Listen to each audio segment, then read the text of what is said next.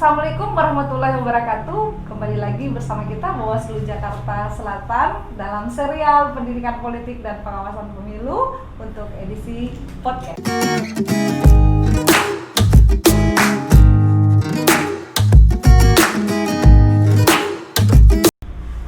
Pak Sugeng, alhamdulillah sudah hadir. Terima kasih loh Pak udah hadir. Bu. Saya tahu Pak Sugeng ini pastinya sangat sibuk. Justru saya merasa terhormat diundang sama Bu Adana Bawaslu Jakarta Selatan. Masya Allah. Pak, ini sekarang ini ngapain aja setelah kita pemilu 2019? Karena kan kita pilkada belum ada lagi nih. Ya. Sekarang apa lagi? Sekarang kegiatan rutinitas saja, Bu. Ada usaha kecil-kecilan, keluarga, ya itu aja. Sosialnya mungkin masih ada di RW, saya ketua RW. Terus sekarang ada koperasi, tapi tetap saya berterima kasih sudah pernah diberikan kepercayaan bergabung menjadi Panwaslu Cam Kebayoran Baru. Oke. Sahabat Bawaslu di seluruh Nusantara, saya harus perkenalkan ya. Tadi pengantar aja biar pada penasaran siapa tamu saya. Tapi saya harus sampaikan bahwa sekarang ini kita sedang berbincang dengan Pak Sugeng Samiaji. Beliau ini adalah Panwas di tingkat kecamatan. Kebetulan dia ada di wilayah kecamatan Kebayoran Baru yang mungkin harus saya juga sampaikan. Kalau wilayah Kebayoran Baru itu wilayah yang paling keren sebenarnya di Jakarta Selatan nih. Kalau orang tahu Blok M, Melawai, Senayan, nah itu. Jadi karena ini kita ditonton di seluruh Indonesia loh Pak, ya kan? Jadi orang mungkin tak tahu kecamatan Kebayoran Baru itu yang mana. Tapi kalau saya tunjukkan tadi kayak Blok M, Senayan, ya, Melawai, Mabes Polri ada ini. Mabes Polri. Nah kalau saya sebutkan itu semua, itu kan pasti punya tantangan tersendiri nih Pak di pengawasan tadinya ya sebelumnya ya. Pak Sugeng, cerita dulu aja deh tentang apa aja yang kemarin kita sudah lakukan di pengawasan pemilu 2019. Baik, terima kasih Bu. Sebenarnya waktu di Panwas Cam Kebayoran Baru kebetulan saya ketuanya. Tingkat kesulitan sekaligus tantangan di wilayah Kebayoran Baru karena seluruh elemen-elemen penting nasional itu ada di Kebayoran Baru. Seperti tadi Mabes Polri, dan cenderung masyarakatnya pun menengah ke atas. Tingkat kesulitannya tentu saja untuk tingkat pengawasan, orang-orangnya pada paham hukum, paham aturan. Jadi kita harus lebih pintar, kita harus lebih paham dari mereka. Nah, itu salah satu tantangannya. Apa yang sudah kita lakukan? Tentu saja kita kebetulan Panwas Kelurahan, kita melakukan seleksi, mengikuti arahan dari tentu saja dari Bawaslu Ibu Adana. Kita alhamdulillah dapat teman-teman yang kooperatif untuk masalah pemahaman aturan itu menjadi kunci. Apa yang kita lakukan? Kita melakukan setiap minggu itu rutin kita bedah kebijakan. Untuk apa? Supaya saat di lapangan tidak salah langkah. Sehingga ya kalau salah nanti bisa ada miskomunikasi, gesekan-gesekan. Sementara untuk tahapan-tahapan pemilu tentu saja kita ikut pakem apa yang diarahkan dari Bawaslu. Setiap tahapan kita diundang ke Bawaslu, diberikan arahan mengenai apa teknis yang harus dilakukan, itu saja kita lakukan. Oke, saya ingin sedikit menukik ya. Bahaya ini. Di wilayah Bapak itu kan ada GBK ya. Nah, Senayan. Yang orang itu kalau kampanye akbar pasti pakai yang itu. Itu gimana Pak itu untuk koordinasinya? Itu kan luas banget itu. Bagaimana tuh Pak ceritanya? Ada cerita yang menarik ya itu di sekitar situ? Cerita menarik, kebetulan kalau Senayan itu masuknya bukan Kebayoran Baru sih, GBK itu. Tapi separuhnya kan iya kan Pak ya? Iya. Waktu itu kita justru terakhir yang kita nggak bisa masuk justru. Oh, saking ya? banyaknya masa yang massa. yang dulu kita diinstruksikan, diminta sama Bawaslu untuk merapat itu yang waktu ada terakhir kampanye Pak Presiden Jokowi. Saya sama teman saya Kebayoran Lama itu tertahan walaupun pakai motor itu nggak bisa masuk, tertahan di Jalan Jenderal Sudirman selama 3 jam. Masya Hujan Allah. rintik-rintik Bu. Hujan Nah, pula. jadi kalau misalkan masa sudah terlalu banyak, kita sudah tidak bisa melakukan pengawasan langsung di titik yang kita paling kita di pinggir-pinggir sekalian kita menikmati suasana. Jika ada ditemukan, ya ada beberapa anak-anak yang melibatkan anak-anak, kita paling menyampaikan ke dia, Bu, mohon izin, itu tidak boleh. Dia kan pakai kaos, berarti dia sudah masuk kategori kampanye. Tahapan kampanye Akbar itu titik-titiknya itu memang banyak di wilayah Jakarta Selatan, di Kebayoran Baru, Blok S ya, itu lapangan yang, dan itu juga saya ikut loh Pak. Iya. Kalau ada ibu saya tenang Bu. Oh iya, justru saya yang duduk ya Pak. Karena pasti akan menunjuk ini ya Bawaslu kotanya ada loh, kayak gitu loh Pak. Nah Pak, tadi sempat Bapak bilang ya, karena memang struktur masyarakat kota ya bisa, apalagi di wilayah Bapak ini yang bahkan orang bilang itu lebih banyak gedungnya daripada orangnya ya kan. Salah satu tantangan buat kita sih, karena ke depan mungkin kalau boleh sedikit saya saran, kewenangan kita akses untuk bisa teman-teman dari KPU sebenarnya ini tugasnya untuk melakukan coklit, ini agak terkendala dengan eksklusivitas warga apartemen. Dia biasanya tidak mau langsung kita mencoklit. Adapun yang paling win-win solusinya itu biasanya data yang kita minta itu mereka verifikasi, dan setelah kalaupun beruntung kita bisa ketemu, tapi kebanyakan untuk dari Jakarta ini dia tidak memberikan akses dengan alasan privasi. Itu yang agak sulit dan mungkin ke depan menjadi catatan tersendiri. Memang itu jadi satu kerawanan ya untuk kita di Jakarta ya. Nah, kalau kerawanan yang lainnya di Jakarta, di Kebayoran Baru di Bapak tuh. Rawan. Nah, rawan ini emang agak luas nih. Kalau rawan gesekan tentu ada saja. Terus rawan kemarin pun kita agak deg-degan, rawan banjir juga ada. Pak, ditonton dari seluruh daerah, Jakarta kok masih banjir, tapi memang terkenal banjir sih Pak. Ada. Ya kalau rawan gesekan, tentu saja kembali lagi Bu, kalau kita paham aturan, begitu ada potensi gesekan, orang kebanyakan saat kampanye itu dia memasang atribut alat peraga atau alat peraga kampanye itu tidak pada tempatnya. Begitu diturunkan sama siapa itu bisa terjadi gesekan. Dan beberapa kali kita selesaikan kumpul biasanya Bu, dari PPS, KPPS, PPK itu biasanya selesai. Intinya potensi kerawanan itu ada, tapi bisa diatasi jika komunikasi dijalankan dengan baik. Nah, bicara komunikasi itu nggak mudah loh Pak. Apalagi kan wilayah Bapak nih, kandangnya elit ya kalau bilang ya. Nah, yang datang itu elit, pengurus pusat partai, bahkan ketua partainya bisa jadi itu turun waktu kampanye. Nah, ada ini nggak Pak, rasa ragu atau nggak pede ketika misalnya, waduh, saya kayaknya harus bertua. Kebetulan kalau di kita sih ya karena waktu yang salah satu terbesar kan ada Bu Ardana, jadi kita yang tenang Bu. Ada aku lagi ya, waktu itu ya dengan 02 ya waktu itu ya.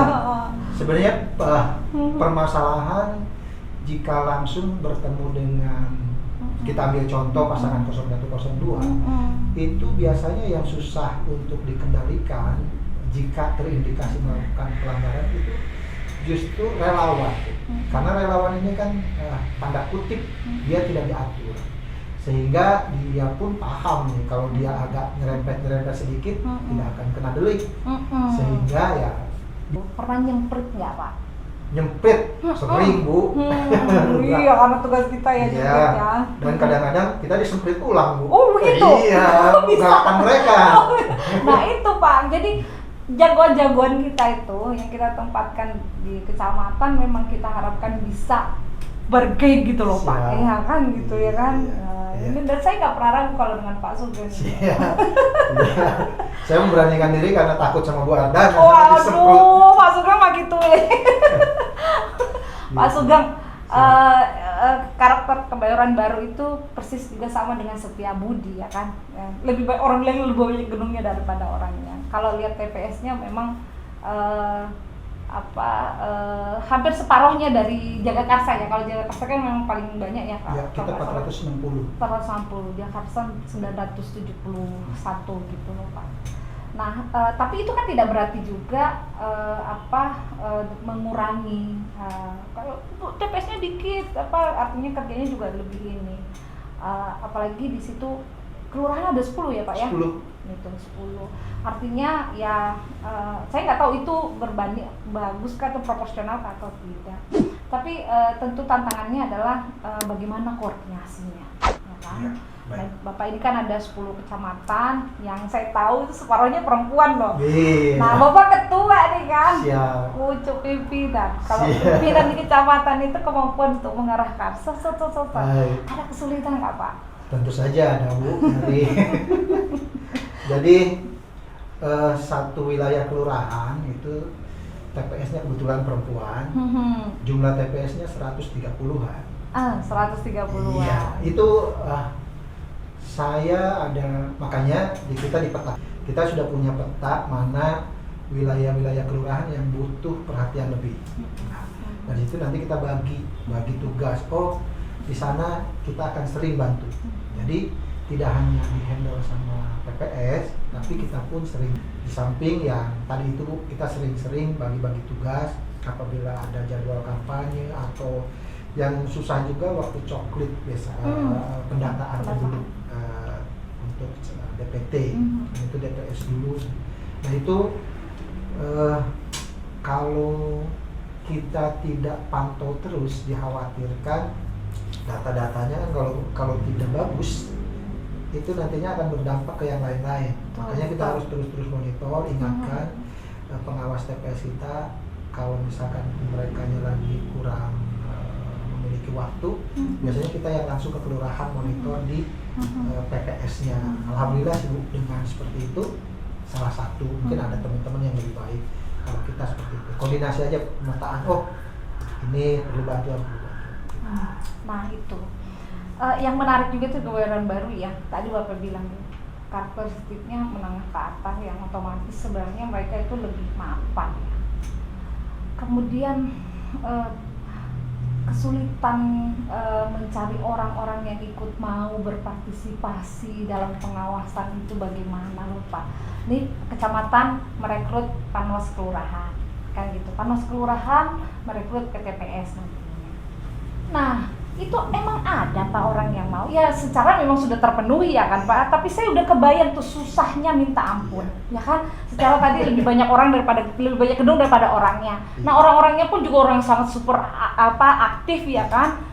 Ada aja itu ceritanya gimana Pak untuk memenuhi mengisi Iya, pos-pos itu? Bukan itu saja Bu, kita kan dibatasi sama aturan Bu. Dari Betul. segi umur. Betul. Itu menjadi permasalahan tersendiri. Akan tetapi waktu itu kita akalinnya itu waktu rekrutmen PPS, kita minta komitmen mereka untuk mampu menyediakan pengawas TPS. Kamu sanggup nggak? Kalau sanggup, boleh. Berarti kamu lolos nih screening pertama dengan syarat itu. Ya alhamdulillah walaupun tidak semuanya tercover, sisanya at least kita bisa cicil. Alhamdulillah Kebayoran Baru dapat semua. Tapi emang catatan saya nanti ke depan Kebayoran Baru ini karena masyarakatnya relatif lebih sedikit dan tadi eksklusivitas dia jarang mau terlibat. Itu tidak menutup kemungkinan kita agak sulit untuk mendapatkan orang yang benar-benar netral karena kita itu diminta kan dari Bawaslu. Nah itu yang masih sekarang menjadi catatan. kedekatan ini nggak bisa dihindari karena misalkan saya panwas caleg, ternyata ada saudara saya yang mencalonkan, seprofesional kita akan sulit. Nah, makanya itulah catatan Bu, di Kebayoran Baru banyak yang seperti itu. Nah itu aku selalu bilang semakin ke bawah itu semakin sulit mengawasi. Kenapa? Ya karena teman kita sendiri yang diawasin, ya kan. KPU itu juga ya teman kita. KPU itu kalau objek pengawasan kita, ya, padahal itu teman kita, kan gitu. Peserta pemilunya, tim suksesnya kita juga, gitu kan. Agak sungkan, agak riskan, tapi ya itu karena tuntutan pekerjaannya yang harus dilakukan. Ya memang butuh ya itu.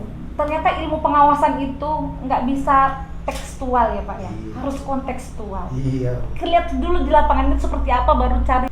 Sahabat Bawaslu perlu tahu nih Pak Sugeng ini nih sarjana metalurgi loh.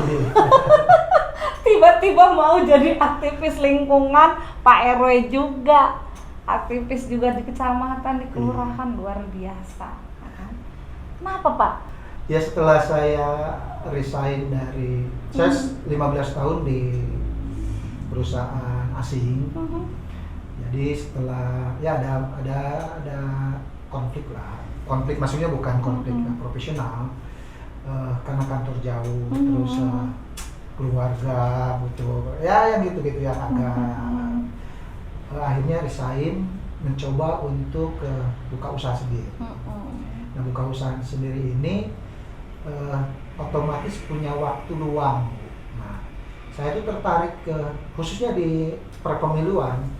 Setahun 2014 itu kan ada pemilu. Nah itu ada selentingan bahwa pemilu itu nggak beres karena kalau saya begitu ada isu seperti itu saya tertarik dan saya harus ikut karena saya masih baru belum tahu. Saya jadi KPPS penjaga tinta. Oh iya. Dia nggak tahu nih sarjana metalurgi jadi penjaga tinta. Pemilu berikutnya saya ikut jadi ketua PPS. Oke. Ya. Baru pas presiden ini di Bawaslu. Karena apa? Pertama ada waktu setelah resign, ada waktu lah alasannya. Yang kedua pengen melakukan pembuktian. Betul nggak sih? Ya selama ini setelah saya lihat kalau di tingkat bawah saya bisa pastikan tingkat kecurangan yang dituduhkan ini agak sulit terjadi. Kenapa? Karena pengawasannya itu partisipasi masyarakat kan masih banyak. Terus jika ada yang harus dibuktikan pun masih bisa untuk dibuktikan. Mau dihitung ulang atau misalnya gimana. Tinggal sistem yang sudah bagus ditambah sempurnakan. Itu kalau alasannya saya kok catatan sih ada. Tapi mungkin agak di luar kemampuan kita. Misalkan pengalaman saya yang paling menarik itu kenyataan bahwa orang gila harus didata. Ini kan catatan yang menimbulkan perdebatan. Terus kita ini kalau misalkan saya sering bertanya, mungkinkah melaksanakan pemilu 100% tanpa zero pelanggaran? Itu sulit kalau menurut saya. Nah, karena satu saya pribadi pernah mengalami, ternyata yang membuat peraturan ini kan salah satu peserta pemilu. Otomatis karena dia yang membuat peraturan pemilu, dia lebih paham dulu. Arogansi sering muncul. Iya, agak sensitif. Begitu kita ingatkan, dia akan merasa saya yang buat pemilu. Anda siapa? Saya lebih paham. Ini yang memang agak menyulitkan kita di lapangan. Ada celah-celah yang mereka paham. Saat kita minta klarifikasi pun, karena kewajiban Panwascam hanya memberikan kesempatan kepada peserta pemilu yang terindikasi maupun ada laporan maupun temuan, itu kita minta klarifikasi. Nah, ada yang kooperatif, ada yang enggak. Atau pas saat kampanye yang seperti tadi Ibu bilang, itu biasanya mereka merasa lebih paham daripada kita. Padahal ada celah-celah yang mungkin dibiarkan untuk terbuka. Misalkan kampanye ini yang diatur dalam undang-undang adalah tempat-tempat yang dilarang. Dilarang. Tapi yang dibolehkan itu menjadi saling lempar tanggung jawab antara Pemprov dengan kita. Betul. Nah, ini permasalahan menurut saya harus dan banyak lagi sih. Nah, ini mungkin nanti tugas kita bersama supaya lebih lanjut lagi. Kalau 100% saya tetap berprinsip tidak mungkin menyelenggarakan pemilu dengan zero pelanggaran. Kalau tugas kita dengan integritas yang digelorakan luar dana untuk meminimalkan, kita siap. Kalau udah zero pelanggaran, berarti Bawaslu-nya sukses, Pak. Siap. Dan berarti sudah tidak perlu lagi Bawaslu.